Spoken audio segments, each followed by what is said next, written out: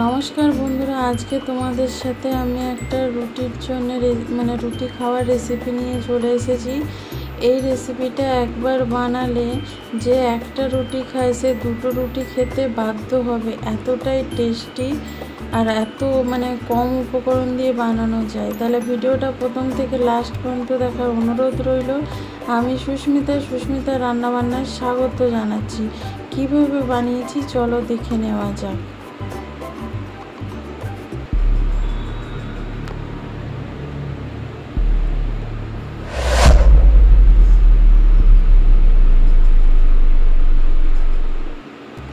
এখানে আমি দেখো ঢ্যাঁড়স কেটে নিয়েছি। ঢ্যাঁড়সগুলো একটু ডিজাইন করে কেটেছি, এরকম করে কাটলে দেখতেও একটু ভালো লাগে।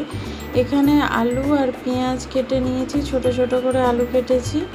এবার কড়ার মধ্যে তেল দিয়ে আমি কালো জিরে ফোড়ন দিয়ে দিয়েছি। জিরেটা ভালো করে ভাজা হয়ে গেলে এর মধ্যে পেঁয়াজ কুচিগুলো আমি দিয়ে দেবো। এখানে পেঁয়াজের পরিমাণটা একটু বেশি করে দিতে হবে। বন্ধুরা, এটা কিন্তু খুব কম জিনিস দিয়ে আর খুব তাড়াতাড়ি রান্নাটা হয়ে যায়।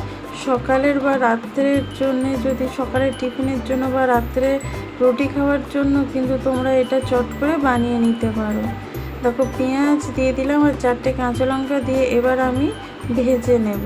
পেঁয়াজটা একটু লাল লাল করে ভেজে নিতে হবে।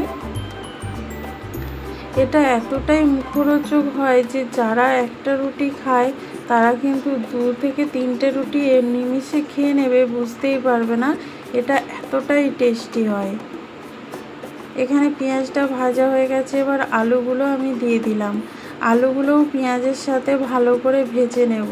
পুরো সেদ্ধ করে নেব না, অল্প একটু ভেজে নিতে হবে। দেখো এর মধ্যে কোনো মশলা দেওয়ার দরকার নেই, কম একদম শুধু নুন আর হলুদ দিয়েই কিন্তু রান্নাটা একদম হয়ে যাবে। দেখো এখানে দেখতে পাচ্ছ, আর এই কালো জিরের সাথে পেঁয়াজের গন্ধটা এত সুন্দর ছাড়ে। এখানে দিয়ে দিচ্ছি আমি স্বাদ মতো নুন। নুনটা আমি একবারেই দিয়ে দিচ্ছি তরকারিতে যতটা লাগবে, কারণ এখানে ঢ্যাঁড়স আমি অ্যাড করব। আর বন্ধুরা, এখানে হলুদটা আমার দেখানো হয়নি, ক্যামেরাটা বন্ধ হয়ে গেছিলো। এখানে হলুদ গুঁড়ো দিয়ে দিলাম পরিমাণ মতো, আর নুনটা দিয়ে ভালো করে এবার আলুটাকে ভেজে নিচ্ছি। আলুটা কিন্তু চাপা দিয়ে আমি ভেজে নেব যাতে সেদ্ধ হয়ে যায় ভালোভাবে। দেখো এখানে আলুটা কত সুন্দর ভাজা হয়েছে দেখতেই পাচ্ছ, একদম গলে যায়নি, কিন্তু একটু ভাজা ভাজা হয়ে গেছে। এবার এর মধ্যে কিন্তু আমি ঢ্যাঁড়সটা দিয়ে দেবো। দেখো এই যে অল্প ভাজা হয়েছে, এর সময় আমি ঢ্যাঁড়সগুলো দিয়ে দিচ্ছি। ঢ্যাঁড়সগুলো দিয়ে আলু আর পেঁয়াজটা এবার ভালোভাবে চাপা দিয়ে দিয়ে এটাকে ভেজে নিতে হবে।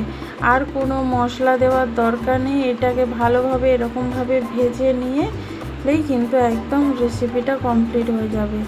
আর দেখবে ঢ্যাঁড়সগুলো এরকমই থাকবে, একদম যেন গলে না যায় বা ঘেঁটে না যায়, তাহলে সেটা খেতে ভালো লাগবে না আর দেখতেও ভালো লাগবে না। আমি চাপা দিয়ে রান্নাটা করে নেব। বন্ধুরা দেখো এখানে তোমাদেরকে দেখিয়ে দিচ্ছি, দেখো কত সুন্দর ভাজা হয়ে গেছে দেখেছো। আমি 5 মিনিট এটাকে এভাবে চাপা দিয়ে দিয়ে রান্নাটা করে নিয়েছি। দেখো একদম সব কিছু সেদ্ধ হয়ে গেছে, দেখো দেখতেই পাচ্ছ। এবার ভালোভাবে আমি একটু ভেজে নেব।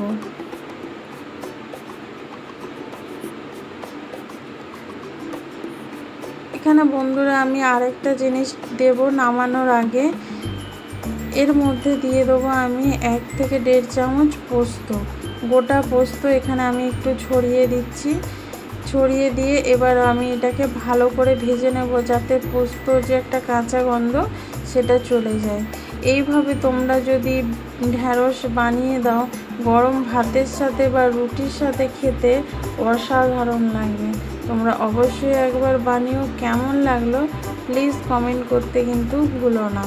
আর রেসিপিটা যদি ভালো লেগে থাকে তাহলে লাইক কমেন্ট শেয়ার করবে। আর নতুন বন্ধু যারা তারা আমার চ্যানেলটা সাবস্ক্রাইব করে নেবে নতুন নতুন ভিডিও দেখার জন্য। দেখো এখানে দেখতেই পাচ্ছ ভালোভাবে আমার পোস্তটা ভাজা হয়ে গেছে। এবার নামিয়ে নেব। নামিয়ে গরম গরম ভাতের সাথে বা রুটির সাথে সার্ভ করতে পারো, বা সকালের জলখাবারেও কিন্তু চট করে এটা একটু অন্য ধরনের বানিয়ে ফেলতে পারো। তাহলে বন্ধুরা এই ভিডিওটা কেমন লাগলো প্লিজ কমেন্ট করে জানিও। যদি ভালো লেগে থাকে তাহলে লাইক কমেন্ট শেয়ার করো। নতুন বন্ধু যারা দেখছো তারা আমার চ্যানেলটা সাবস্ক্রাইব করে বেল আইকনটা ক্লিক করে দিও।